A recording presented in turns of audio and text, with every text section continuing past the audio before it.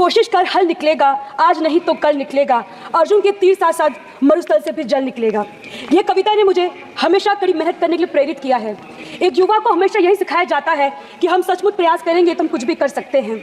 एक युवा के नेता के तौर पर युवाओं के मुद्दा मेरे लिए हमेशा सर्वोपरि है। आज मैं एजुकेशन सिस्टम और नीट जैसे इंपॉर्टेंट एग्जाम के पेपर लीक की गंभीर समस्याओं पर चर्चा करने के लिए खड़ी हूँ। ये मुद्दे हमारे युवा और भविष्य के लिए अत्यंत महत्वपूर्ण हैं और इन पर तत्काल ध्यान देने की आवश्यकता है। सर, भारत भाग्यशाली है कि देश की कुल जनसंख्या में 60% से अधिक युवा हैं और इनमें से अधिकतर छात्र हैं। ये युवा देश के विकास कार्यों के लिए बहुत कुछ कर सकते हैं। हालांकि एजुकेशन सेक्टर को हमेशा इनसफिशिएंट बजट का सामना करना पड़ता है। सरकारी वादे भले ही बहुत बड़े होते हैं, लेकिन वास्तविकता में मैं इन वादों को पूरा करते हुए नहीं देख रही हूँ। इसका सीधा असर सरकारी स्कूलों और कॉलेज की व्यवस्थाओं पर पड़ता है, खासकर ग्रामीण क्षेत्रों में। सरकारी स्कूल में शिक्षा की भारी कमी है। भर्ती प्रक्रिया में ट्रांसपेरेंसी कमी के कारण शिक्षा नहीं मिल पा रही है लोगों को। इससे छात्र को क्वालिटी एजुकेशन पे असर पड़ रहा है। सर, किसी भी परीक्षा के पेपर लीक से लाखों छात्रों की मेहनत पर बेकार हो जाती है।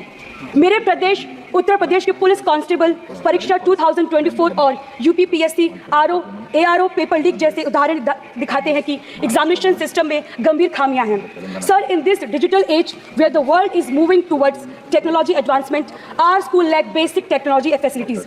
The situation is particularly bad in rural areas.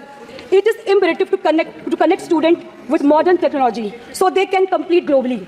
Sir, the repeated incidents of paper leak weaken the trust of students and parents in the government and the education system.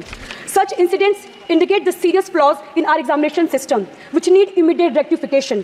The National Testing Agency has faced significant criticisms for delay in the conducting exams, which has serious implications for students. These delays means that students are experiencing delayed admissions in their college, which resulted in shortened semesters, impacting their academic progress, leading to a situation where 2-year postgraduate degrees are effectively taking 1.5 years to complete. This burden disproportionately affects the students from economically and socially weaker background, who face additional challenges due to extended timelines and financial pressures associated with delayed admissions.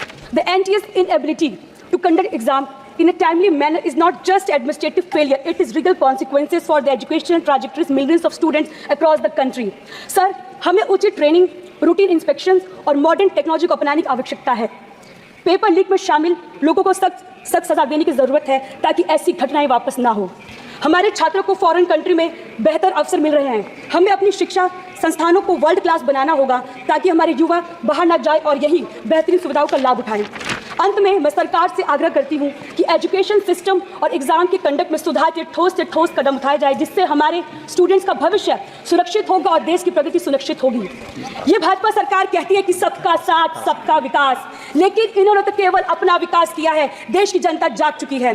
PDA के मान सम्मान में कि डकैती की रक्षा केवल India गठबंधन कर सकती है। यदि सरकार चाहती है कि सबका साथ सबका विकास का नारा पूरा हो तो जातीय जनगणना करा के सबको हिस्सेदारी दे। धन्यवाद।